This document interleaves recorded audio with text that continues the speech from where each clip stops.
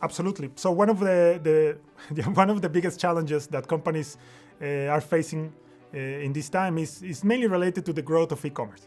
So there are more companies are offering in these platforms, and this was just triggered even more as a consequence of the pandemic, as a consequence of COVID-19. Now, delivering online, serving online and delivering to the homes has a challenge that now a couple of giants have claimed to be able to deliver within one day. Sometimes within hours. That means the fast shipping growth is becoming like the basic of the basket of goods for any company that really wants to offer e-commerce services. Now this brings the challenge. Now, how do you offer this? What's the new configuration of the supply chain? How you should manage your inventory? How much you should invest to locate more facilities closer to the consumer? And then it comes really a huge investment that makes it very hard when you see other companies that are doing it, like Amazon, Walmart, Target, and many others. So now, there is another counter-argument into that. The first assumption in this business model is assuming that consumers want everything very fast, which actually seems normal. Everybody wants the goods extremely fast. But what we argue here is that there are ways to actually drive consumer to wait for the deliveries once you provide, in a transparent fashion, information related to the sustainability impacts. So what we study is we launched this project that we call the Green Button. And in this project, what we did is first understand what are the drivers of consumers to delay their deliveries, because the concept is as follows. When you have more time to deliver to the consumer as a company, you have a better way to optimize the deliveries. For instance, if I know that I want to receive orders the whole week to deliver to a specific neighborhood here in Cambridge, let's say it's here in East Cambridge, I can actually just delay that process and deliver until the final day when I receive all the packages, so that I can actually go and deliver in just one run to multiple people in the same neighborhood. However, if the deliveries need to be done next day, then it's very likely I'm going to be traveling two or three times in the week to the same neighborhood with lower utilization in the trucks, which means an increase not just in the cost, but also in the combustion of fuel, in the CO2 emissions.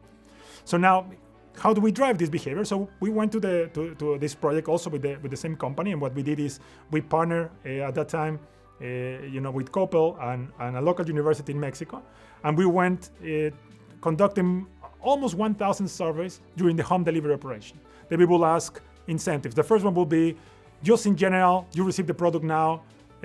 Question: would you have been willing to wait longer for the product, just to understand what's your incentive? Well, the vast majority will say no, right? I want it fast. Others will say, yeah, actually it came faster than I expected. Then the next question will be, okay, what if I told you that for every day that you wait, I'm gonna give you $6 of gift card in the company? How many days would you have been willing to wait? And then we got again, 70% actually said, absolutely, I will wait. Well, they say, I will wait, and it depends. Usually depends means yes, just give me sufficient money. And then the other was, no, I'm not willing to wait. But then the third layer of questions was related to sustainability. And then for the same neighborhood, we came and said, what if I told you that for every day that you wait, I'm actually able to save 35 trees for being destroyed because of the combustion of fuel? And this is just an analogy, right? This is the amount of trees that probably you need to offset the emissions that are captured in the atmosphere. So when we portray information in terms of trees, or the amount of garbage that I can recycle, or the amount of houses in your neighborhood that I can provide with electricity, that becomes a better way to really translate those abstract numbers of global warming potentials into something that makes sense for the consumer. So we tested in the same neighborhood different drivers, and we actually observed something extremely insightful. Just in the surveys, 70% of the consumers, exactly the same number that was willing to wait with economic incentives, 70% claimed that they were willing to wait with environmental incentives when we provided information in terms of trees. Now, at that time, again, this is what consumer says, but are they going to do it?